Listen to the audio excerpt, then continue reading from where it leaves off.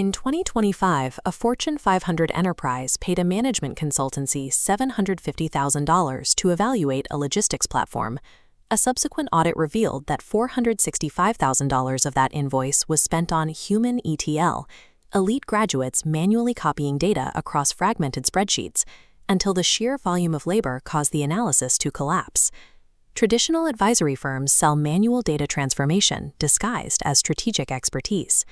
Because these firms bill by the hour, they have a direct financial disincentive to automate. As a result, when human fatigue sets in after hour 10, the error rate in your strategy increases by nearly 3 times. Moving past this model requires 3 critical inputs: a specific business problem, the current cost of the status quo human workflow, and the irreducible cost of executing that job through pure computation. Most companies try to solve this by benchmarking themselves against competitors. But benchmarking only ensures that you replicate the structural waste and legacy overhead of everyone else in your industry. Real strategic advantage is not found in industry analogies.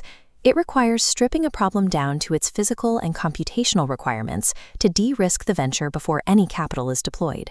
Step 1 is defining the numerator, N, the commercial cost using human labor and software subscriptions. The denominator, D, is the physics floor limit, the cost using compute cycles and automated pipelines. Dividing these reveals the arbitrage ratio. Firms spend $6.30 on human friction for every $1 of actual work. This ratio creates a deterministic kill switch. If the ratio is close to 1.0, the market is already operating near its physical limit. In this case, you stop the project immediately to protect your capital. A high ratio identifies a specific economic arbitrage opportunity. It shows exactly where a software-driven model can underprice incumbents while maintaining higher margins, replacing a subjective pitch with a mathematical target. Step 2 is mapping the workflow while removing premature solution bias. You must isolate the core job to be done from any specific technology, cloud vendor, or current team structure. Every business process follows a universal 9-phase map, from the initial define and locate steps through to resolve and conclude. To find the waste, we calculate a priority index for every step. We multiply task frequency by friction impact and error severity. Overlaying these scores creates a heat map, preventing you from optimizing a single bottleneck when waste is clustered across interconnected phases.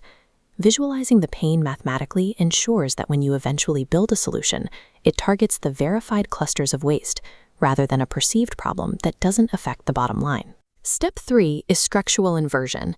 While traditional consultants suggest a 10% cost reduction, inversion targets the mathematical geometry of the business model by decoupling output from human input. Take labor inversion.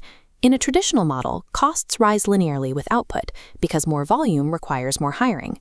By replacing human execution with compute pipelines, the cost curve flattens. As labor hours approach 0, output scales 100-fold without incremental hiring. We apply this same logic to externalize fixed assets through CapEx inversion, or to trigger a surge in market consumption by using demand inversion to collapse end-user pricing. Rewriting these underlying equations allows an enterprise to reach a scale that is physically impossible for a legacy competitor relying on billable human hours. Step 4 is the tribunal. Strategy engagements often serve as political air cover to validate a CEO's existing thesis, which institutionalizes confirmation bias. The tribunal engine is an automated adversarial model that stress tests the strategy using logic instead of boardroom politics. The prosecutor persona systematically attacks vulnerabilities, modeling shocks and exposing liabilities. The defender persona fights back using verified data tokens and mathematical proofs. Finally, a judge persona weighs the conflict to calculate a composite risk score and renders a binary verdict, pass or fail. If the strategy fails this stress test, it triggers an automated remediation loop to refactor the economics before any balance sheet capital is put at risk. Step 5 is the MVPR.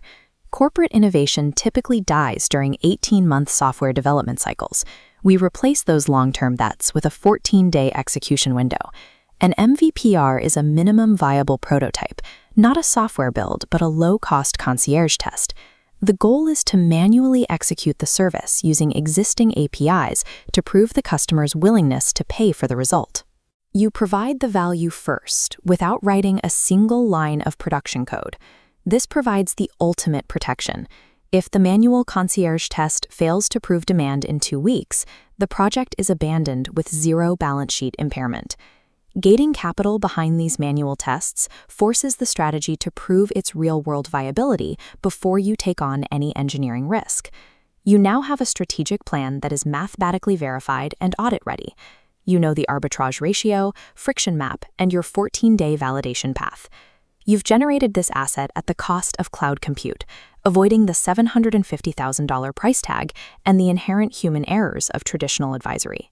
When strategy becomes an empirical discipline governed by computational limits, the traditional billable-hour model for data synthesis loses its fiduciary justification. Take your completed plan and execute your 14-day concierge pilot in the live market. Remember the rule: prove the friction relief manually, and never build the software until the market has already paid you for the result.